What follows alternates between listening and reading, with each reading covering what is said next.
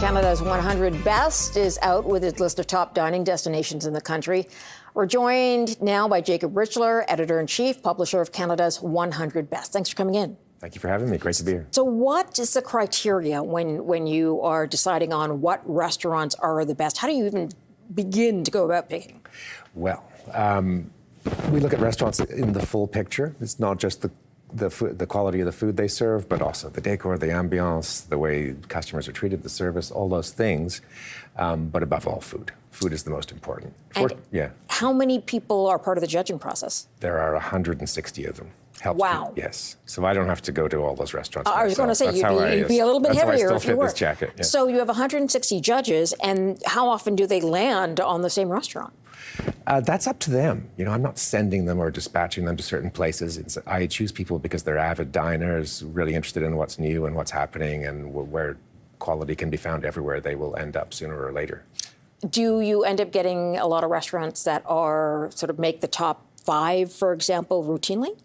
Yeah, we have a lot of carryover from one year to another, but usually about 30% fall off. You know, the restaurant industry is very volatile. Chefs leave, owners leave, people part ways, and there's a lot of energy out there too, so a lot of new restaurants open up. So this is the 11th year, I believe, that you've come out with this list. So what has changed? What are some of the trends you're seeing this year that maybe you didn't see last year?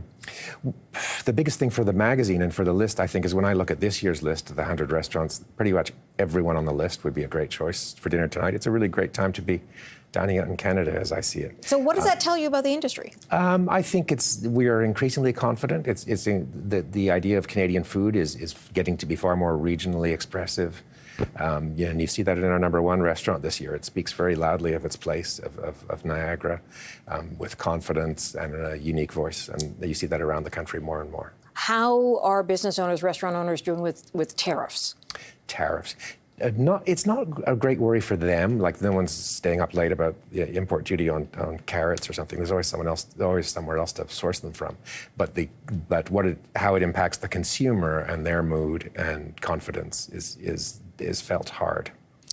Let's get to the list. I'm sure people are like, okay, what's the list? What's the list? Number 3 on the list is Aloe in Toronto, which has been in #1 spot before, I believe. It was #1 4 years running, which no other restaurant has done, and they've been in the top 10 every year since they opened. What do you like about Aloe? What are your judges like about Aloe? It's very their devotion to quality and maintaining standards is pretty well unmatched in the industry. It is the most consistent kitchen I know of, and it's very rare to see that, especially for a restaurant like that it has satellite restaurants and starts to build an empire around one flagship. To maintain the level of focus they have on their key restaurant is extremely unusual. And what is their food like comparable to others in its space?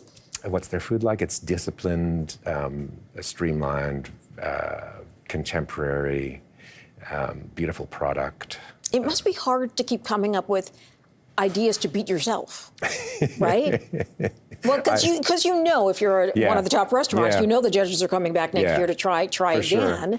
And you have to sort of beat yourself from last year. They advance their refinement. They don't ever succumb to bad trends. They're very sophisticated. It helps. Got it. Let's go to your number 2, which is Mon Lapin in Montreal. Tell me about them. Again, very expressive of its place. When you walk into that restaurant, one of the things I love is when you look down, you know you could only be in Montreal or Quebec. Why is that? The local products, the sort of whimsy of the way things are put together, the confidence of, plating things that fit together in European expression with their Montreal food traditions, but still novel and whimsical and fun. It's a French-Italian restaurant. How do you put those two together? It happens quite a lot in Montreal. Okay. You could see the same thing on the plate at our best new restaurant, Le Violon, which incidentally is cooking at Aloe tonight, which is why I'm wandering around Queen West in a suit. That's my next stop.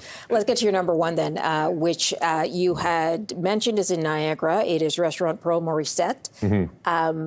Tell me what makes them unique, and what do they bring into that restaurant from the region that major judges pay attention? Yeah, well, they're fundamentally committed to being a local restaurant, but they're not doctrinaire about it. So they import beautiful seafood from each coast and everything like that. So dining there does not feel like homework, even though they exclude certain products like chocolate that they feel they can do without when they use a local substitute instead. So they're very smart about that. They're very cerebral pair of chefs. They're Eric Robertson and Daniel Hadida, very thoughtful about what they do. They've had amazing European experience, so they're very exposed to contemporary European thinking, and they're very committed to putting the best product possible on the plate. And what they can't find, they will grow and create. How long does it take to get into a restaurant like that? If you're not Jacob Richler, that's a given. Procuring a reservation there was never the easiest thing, and I'm afraid it got a little harder as of yesterday. And I'm sure as of today, right. Very quickly, I'm just wondering, is this the first time they've been at the top of the list? It is their first year as #1, yes, and it's well-deserved, and I expect they'll stay there for a little while. Oh, there we go. Congratulations to them. Jacob, thanks for coming in. Appreciate your time. Thank you so much for your interest. Okay.